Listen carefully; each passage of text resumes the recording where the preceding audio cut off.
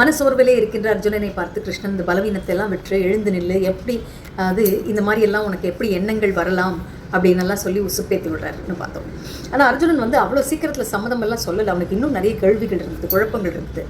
இப்போ வந்து அர்ஜுனன் கிருஷ்ணர்கிட்ட என்னென்ன கேள்விகள் எல்லாம் கேட்குறான். கிருஷ்ணன் வந்து கிருஷ்ணனோட வார்த்தைகளை எல்லாம் அர்ஜுனன் தன்னோட உண்மையான வருத்தத்தை வெளிப்படுத்துகிறான். சொல்கிறான், கதம் பீஷ்மமகம் சங்கே துரோணம் ச மதுசூதன இஷுபி பிரதியோஸ்யாமி பூஜாரஹா வரிசூதன.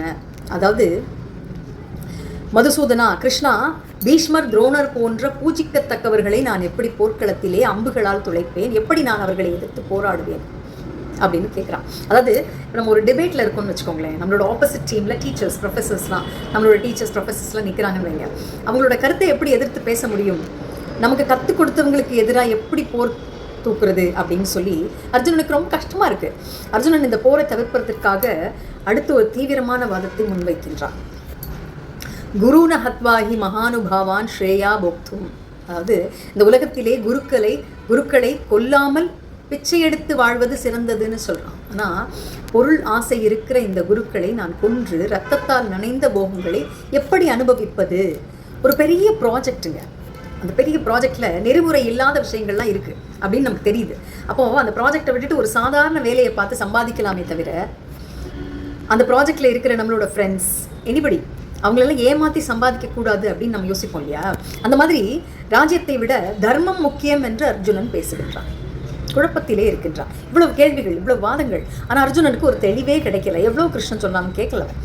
அவன் மனசில் ஒரே குழப்பம். கடைசியாக அவன் கிருஷ்ணகிட்ட சரணடைஞ்சான்.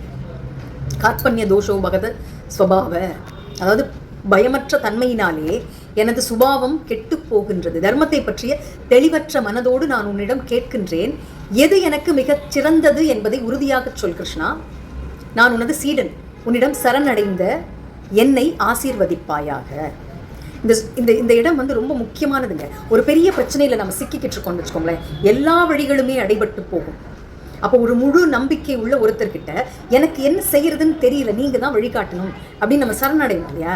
அர்ஜுனன் அதே மாதிரி தான் கிருஷ்ணனை முழுசாக நம்பி தன்னையே அர்ப்பணிக்கின்றான். இதுதான் உண்மையான ஞானத்தை தேடுகின்ற ஃபர்ஸ்ட் ஸ்டெப்.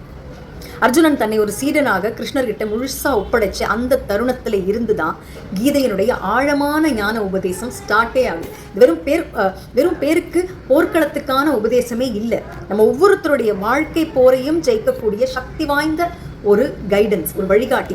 அர்ஜுனனுடைய குழப்பங்களுக்கு கிருஷ்ணர் எப்படி தீர்வு சொல்கின்றார், என்னென்ன தத்துவங்களை எல்லாம் விளக்கப் போகின்றார்னு தெரிஞ்சுக்கிறதுக்கு அடுத்த வீடியோவை மிஸ் பண்ணாதீங்க. அது வரைக்கும் நன்றி, வணக்கம்.